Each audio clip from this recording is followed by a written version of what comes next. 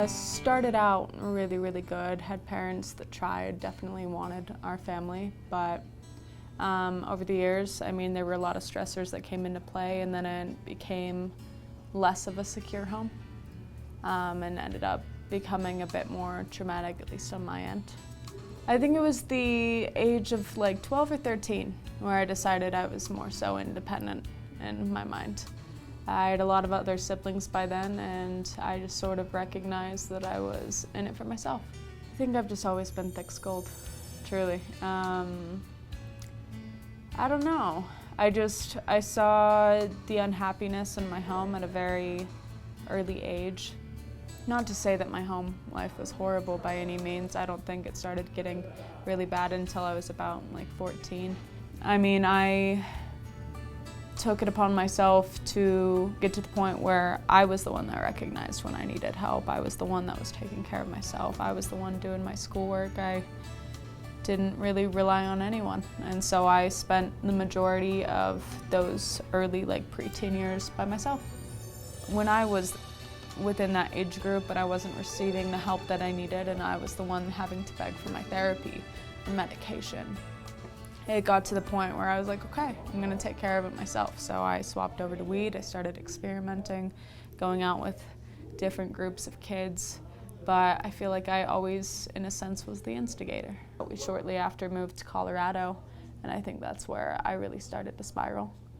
I don't know, that also stems with experimentation, drugs, alcohol, young sex, all of that.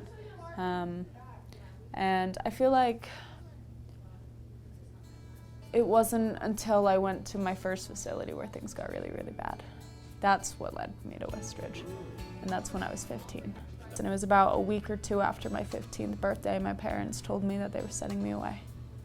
And so they put me on a plane. My mom and I went out to South Carolina and they dropped me off there, and it was the most traumatizing place I've ever been in my life. So it kicked in years and years and years later that them sending me away is because they didn't feel like they had any other option. But at the time, and I'd say for every single kid that goes to any facility, they feel like they're being thrown out like yesterday's trash, you know? They feel like their parent or their guardian is giving up on them.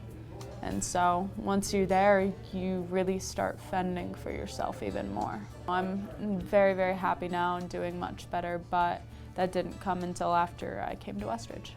It was helpful that I had a good therapist. That definitely did wonders. And just the consistency, knowing that this place wasn't like the other place that I went to. I was actually going to receive help and go through a program with steps where they actually cared about the kids getting better versus the last place I was at where they were just looking for money. Looking at everything as a whole, even though they gave us those stepping stones, nobody's able to help you unless you're willing to help yourself.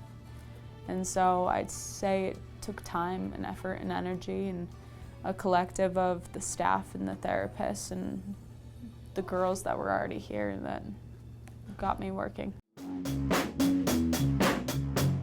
More specifically, the one who had the most influence on me was Tom Hewitson. Everybody loves him. But he had the art and music program, and I remember it was actually the first day I started feeling was a day in his classroom. We were in the music room, and there was a song that came on, and he just had the music blasting, and you could kind of feel the bass on his speakers just shaking the entire gym. Getting into those programs and doing what I had already done my entire life, but adding the therapy into that completely transformed me. Transformed me in regards to just the person that I had been. No. I'd say just taking those steps and working with him and tapping into my artistic side, that's what got me there. You go back into the real world and you're so used to this small little space. All the same people every single day, all the same routines, and you lose that the second you leave here. So you have to rely on absolutely everything that they've taught you to be able to survive. Started working right off the bat once I got out of the program, so I had some money put aside for standard survival. I started taking all the steps to learn how to be a self-sufficient human being. I don't know, I think that there always has to be that balance of the high highs and the low lows, otherwise you don't appreciate the other.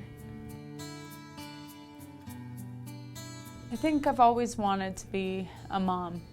I've always wanted a family of my own because I looked at my beginning versus my now, and I know what I need to do to have that happy family. And of course there's a lot of trial and error that goes into that, but my focus is going to be being a really good mom and continuing to help everyone that I can.